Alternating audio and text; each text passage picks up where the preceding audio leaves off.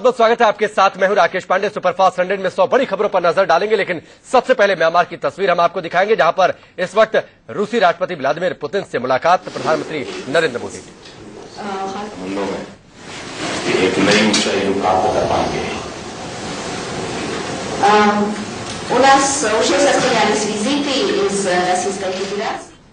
तो शुरुआत करते हैं सुपरफास्ट 100 की।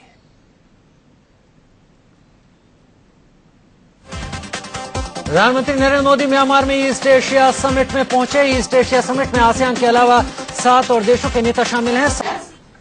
शुरुआत करते हैं सुपरफास्ट 100 की।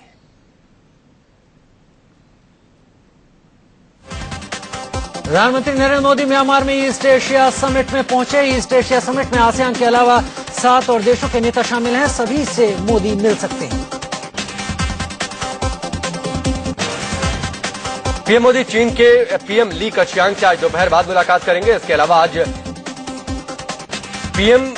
रूसी पीएम दमित्री मेदवेदेव और इंडोनेशिया के नए राष्ट्रपति जोको विडोडो से भी मिलेंगे। इससे पहले अमेरिकी राष्ट्रपति बराक ओबामा ने प्रधानमंत्री नरेंद्र मोदी की जमकर तारीफ की। म्यांमार दौरे पर हुई एक डिनर पार्टी में ओबामा ने मोदी से हाथ मिलाया और उन्हें मैन ऑफ एक्शन की संज्ञा दी।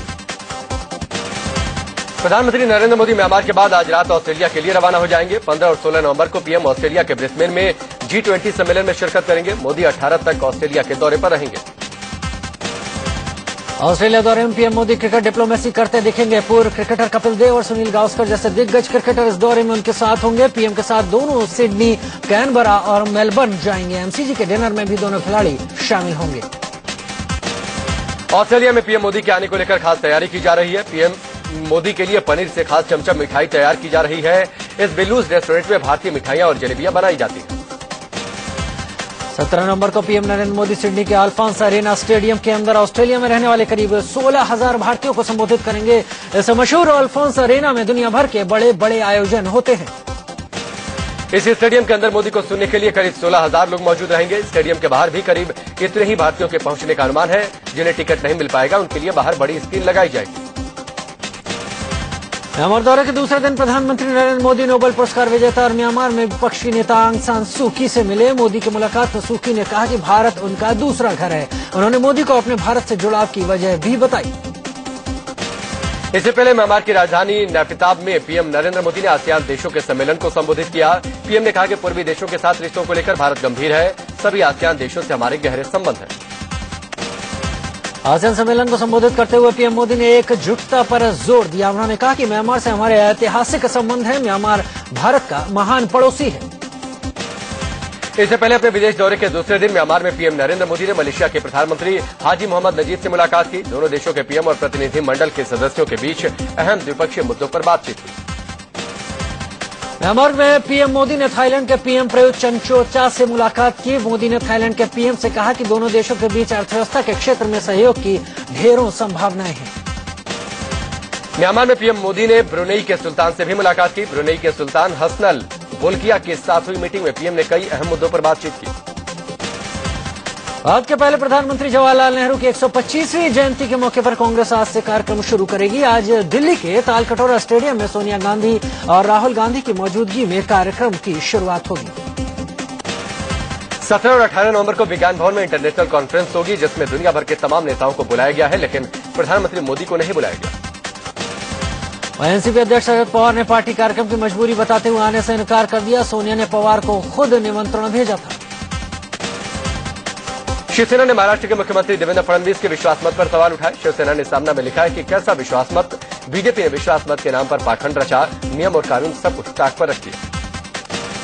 इसके अलावा सामना में साफ सुथरी सरकार का दावा करने वाली बीजेपी की पोल खुल गई है। महाराष्ट्र विधानसभा के बाहर राज्यपाल सी विद्यासागर राव के साथ धक्का-मुक्की के आरोप में कांग्रेस के 5 विधायकों को 2 साल के लिए सस्पेंड कर दिया गया। इस दौरान राज्यपाल को हल्की चोट भी आई। कांग्रेस के जिन 5 विधायकों को 2 साल के लिए निलंबित किया गया उनमें राहुल बोंद्रे, अब्दुल सत्तार, जय कुमार गोरे, इसके अलावा उमर काले, वीरेंद्र जगताप को भी 2 साल के लिए सस्पेंड किया गया।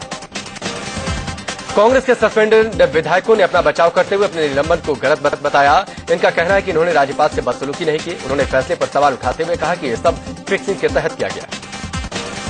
अपने विधायकों के निलंबन पर कांग्रेस ने तीखी प्रतिक्रिया दी। पार्टी नेता राशिद अल्वी ने कहा, सदन के बाहर होने वाली किसी भी घटना पर एक्शन लेने का अधिकार स्पीकर को नहीं है। इससे पहले महाराष्ट्र की फडणवीस सरकार को मिले बहुमत को असंवैधानिक बताते हुए शिवसेना और कांग्रेस के विधायकों ने महाराष्ट्र के राज्यपाल का विरोध किया। अभिभाषण देने विधानसभा पहुंचे राज्यपाल की गाड़ी को विधायकों ने ही घेर लिया।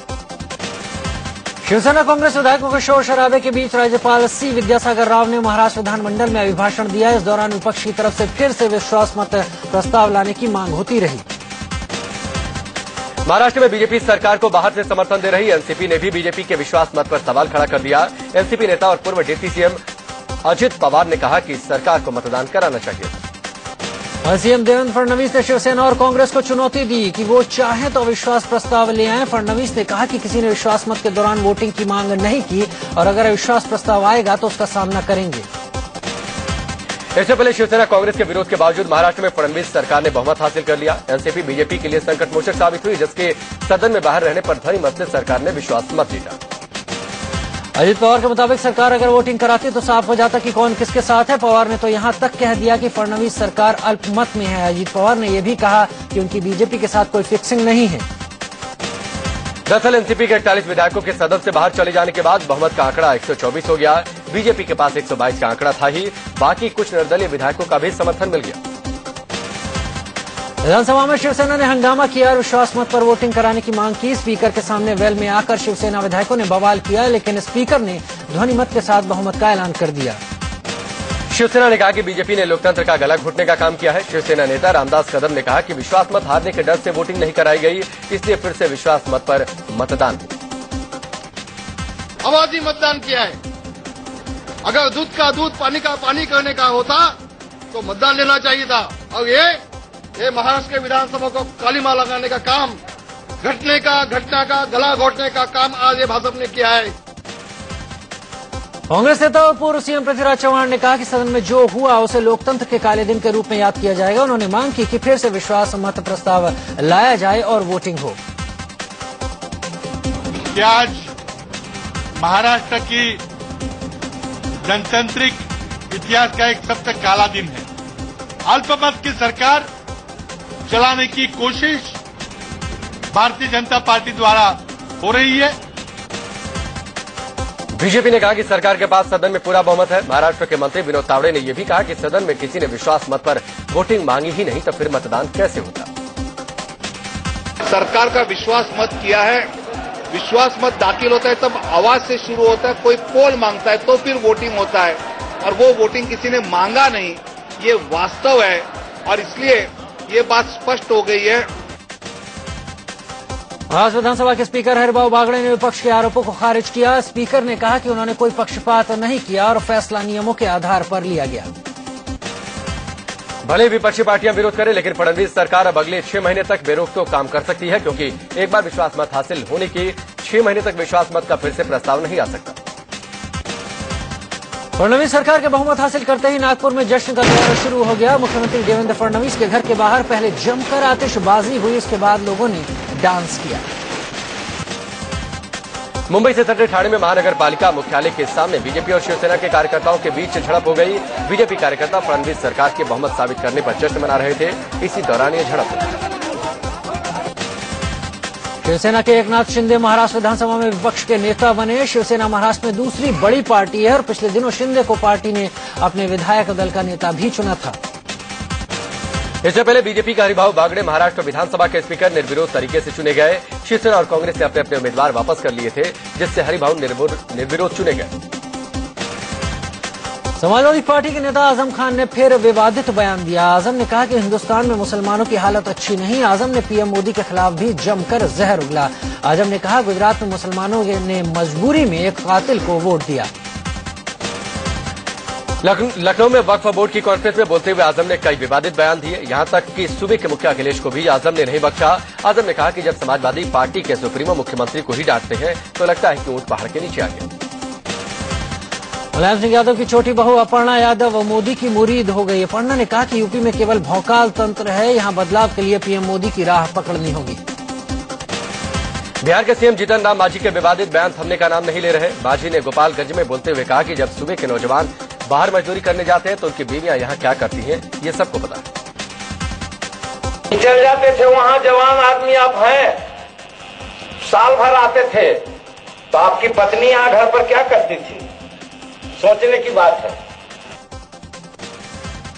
छत्तीसगढ़ के बिलासपुर में नसबंदी ऑपरेशन के बाद 13 महिलाओं की हुई मौत के मामले में कार्रवाई हुई है। आरोपी डॉक्टर आर.के. गुप्ता को गिरफ्तार कर लिया गया। वहीं इस मामले में छत्तीसगढ़ हाईकोर्ट ने खुद से संज्ञान लिया है। हाईकोर्ट ने इस मामले में छत्तीसगढ़ सरकार को नोटिस भेजकर जवाब मांगा है। बिलासपुर में नसबंदी के बाद गंभीर रूप से बीमार पड़ी महिलाओं का जायजा लेने दिल्ली के एम्स से डॉक्टरों की टीम पहुंची। एम्स की टीम ने कहा जरूरत पड़ी तो उन्हें दिल्ली ले जाया जाएगा। नसबंदी के बाद हुई महिलाओं की मौत को लेकर कांग्रेस ने दिल्ली में जबरदस्त प्रदर्शन किया। महिला कांग्रेस के राष्ट्रीय अध्यक्ष शोभा ओझा की अगुवाई में कार्यकर्ताओं ने रमन सरकार के खिलाफ जमकर नारेबाजी की। रायपुर में कांग्रेस कार्यकर्ताओं ने कल बंद बुलाया। जयस्तंभ चौक पर बंद कराने पहुंचे कांग्रेसी कार्यकर्ताओं की पुलिस से झड़प हो गई। हाथापाई तक की नौबत आ गई। पुलिस ने कई कार्यकर्ताओं को हिरासत में भी लिया। आम आदमी पार्टी के संयोजक अरविंद केजरीवाल ने दिल्ली चुनाव के लिए ब्लूप्रिंट जारी किया। 15 नवंबर से केजरीवाल दिल्ली डायलॉग नाम से एक अभियान के जरिए चुनावी तैयारियों का आगाज करने जा रहे हैं। दिल्ली डायलॉग में केजरीवाल बताएंगे कि 5 साल में दिल्ली के विकास के लिए वो क्या क्या करेंगे। इस अभियान का मकसद दिल्ली के लोगों से बात कर ये जानना है कि दिल्ली को वर्ल्ड क्लास सिटी बनाने के लिए क्या क्या किया जा सकता है। स्वतंत्र प्रभार के राज्य मंत्री डॉक्टर महेश शर्मा ने पदभार संभाल लिया। उन्हें पर्यटन और संस्कृति मंत्रालय का स्वतंत्र प्रभार मिला है। साथ ही उन्हें नागरिक उड्डयन मंत्रालय में राज्य मंत्री भी बनाया गया है। नागरिक उड्डयन राज्य मंत्री महेश शर्मा ने ऐलान किया कि ग्रेटर नोएडा के जेवर में जल्द अंतर्राष्ट्रीय हवाई अड्डा बनाने का काम शुरू किया जाएगा। उन्होंने कहा कि इसके लिए वहां पर्याप्त जमीन है। बिहार सरकार ने पंचायत प्रतिनिधियों को सुरक्षा कवच मुहैया करा दिया है। अब अगर गांव के मुखिया, उप मुखिया या फिर पंचायत के सदस्यों के खिलाफ मामला दर्ज कराने की नौबत आती है तो पहले सरकार से इसकी अनुमति लेनी होगी। पंचायती राज मंत्री की अनुमति के बिना मुखिया पर मुकदमा नहीं चलेगा। प्रशासनिक लापरवाही या छोटी मोटी गलती पर उनके खिलाफ प्राथमिकी दर्ज नहीं होगी और उनके खिलाफ शिकायतों की जांच अनुमंडल अधिकारी से नीचे के अधिकारी नहीं करेंगे। दुराचार या नियम विरुद्ध कार्य करने पर पंचायत प्रतिनिधि भी उसी तरह से कानून के घेरे में आएंगे जैसे दूसरे लोक सेवक आते हैं। मुखिया या उप मुखिया को आरोपों के आधार पर बिना सरकार की मंजूरी के पद से हटाया नहीं जा सकेगा। हरियाणा के संत रामपाल के समर्थकों ने कानून को खुली चुनौती दे डाली है। उनके समर्थकों ने कहा है कि वो उन्हें हाईकोर्ट में पेश नहीं होने देंगे। वो खुद भी पेश होना चाहेंगे तो भी समर्थक ऐसा नहीं होने देंगे। हरियाणा हाईकोर्ट ने संत रामपाल को 17 नवंबर तक हर हाल में कोर्ट में पेश करने को कहा है। रामपाल पर 2006 में जमीन विवाद को लेकर एक शख्स की हत्या का केस दर्ज है जिसे उनके समर्थक साजिश बता रहे हैं। तो सुपरफास्ट अंडर में वक्त हो चला है एक छोटे से ब्रेक का। बने रहे हमारे साथ, बहुत जल्द हाजिर होते हैं। आगे यूपी के हाथरस में एक महिला ने मनचले को बीच सड़क पर पीट दिया। गोसाई महिला ने मनचले को लात घूंस और चप्पलों से तब तक पीटा जब तक वो थक नहीं गई। इस हंगामे के चलते अस्पताल के बाहर भीड़ लग गई। बाद में मौके पर पहुंचे पुलिस आरोपी को अपने साथ ले गई। झारखंड की राजधानी रांची में कांग्रेस की महिला कार्यकर्ताओं ने जमकर हंगामा किया। यूपी सरकार ने गन्ने का भाव तय कर दिया है तो किसानों का गुस्सा फूट पड़ा। पिछले साल के मुकाबले इस साल भाव में कोई बदलाव न किए जाने से आरएलडी के कार्यकर्ताओं ने मुजफ्फरनगर के सर्कुलर रोड पर गन्ने की होली जलाई। कानपुर के गुरुदेव टॉकीज के पास पॉलिटेक्निक के छात्रों ने जमकर बवाल किया। यूपी में मिर्जापुर के बरकछा पुलिस चौकी पर ट्रकों से अवैध वसूली का खेल कैमरे में कैद हुआ। यहां से गुजरने वाले ट्रकों से चेकिंग के नाम पर 1000 से 5000 की वसूली की जा रही है। इतना ही नहीं, जब एक सिपाही टायर से हवा निकालते कैमरे में कैद हुआ तो उसने दादागिरी दिखानी शुरू कर दी।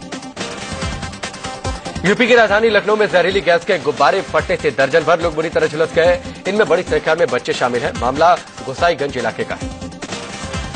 मथुरा में 2 मालगाड़ियां आमने सामने आपस में भिड़ गई। हादसे में एक रेल कर्मचारी जख्मी हो गया। दिल्ली के रोहड़ी इलाके में घर के अंदर मां बेटी की हत्या से हड़कंप मच गया। सेक्टर 5 में रहने वाली 65 साल की उषा और उनके 40 साल के बेटे जितेंद्र की चाकू से गोदकर हत्या की गई। दोनों मां बेटे घर पर अकेले रहते थे। हत्या की खबर मिलते ही पुलिस मौके पर पहुंच गई। गाजियाबाद के लोनी इलाके के जंगल में एक युवक की लाश मिलने से सनसनी फैल गई। युवक के सिर पर चोट के निशान थे। युवक दनकौर का रहने वाला था और कई दिनों से लापता था। कानपुर में 2 महीने से सैलरी नहीं मिलने से भड़के एक सुरक्षा गार्ड ने कोचिंग मैनेजर की गोली मारकर हत्या कर दी। लखनऊ में विधानसभा के सामने मां और बेटी ने पेट्रोल छिड़ककर आत्मदाह की कोशिश की। इससे पहले कि महिलाएं खुद को आग लगाती, पुलिस ने उन्हें कब्जे में ले लिया। आत्मदाह की कोशिश करने वाली ये दोनों बाराबंकी की रहने वाली मां और बेटी हैं। राजस्थान के सिरोही में स्कूली छात्रा ने फांसी लगाकर खुदकुशी कर ली। शिवगंज में रहने वाले 7वीं के छात्र ने सुसाइड नोट में टीचर पर प्रताड़ित करने का आरोप लगाया। झारखंड के बोकारो में पावर सप्लाई कंपनी के डीजीएम को अपराधियों ने उनके घर के बाहर गोली मार दी। राजस्थान के राजसमंद में पंचायत के फरमान पर महिला को बिना कपड़ों के घुमाने की तस्वीर सामने आई। तस्वीर में साफ दिख रहा है कि किस तरह से थुरावट गांव के लोग गधे पर बैठी महिला का तमाशा बना रहे हैं। छत्तीसगढ़ के दंतेवाड़ा में जिला पुलिस और सीआरपीएफ ने ज्वाइंट ऑपरेशन में 4 नक्सलियों को बेडमा के जंगल से गिरफ्तार किया। दिल्ली के मंडावली में पुलिस ने मानव तस्करी करने वाले गिरोह का पर्दाफाश किया है। ये लोग बांग्लादेश से नाबालिग लड़कियों को लाकर उनसे देह व्यापार करवाते थे। दिल्ली के मालवीय नगर में अरविंदो कॉलेज के छात्रों ने जोरदार प्रदर्शन किया। गुजरात के छोटा उदेपुर जिले में प्रदूषित पानी पीने से 2 लोगों की मौत हो गई, जबकि 300 लोग बीमार हो गए।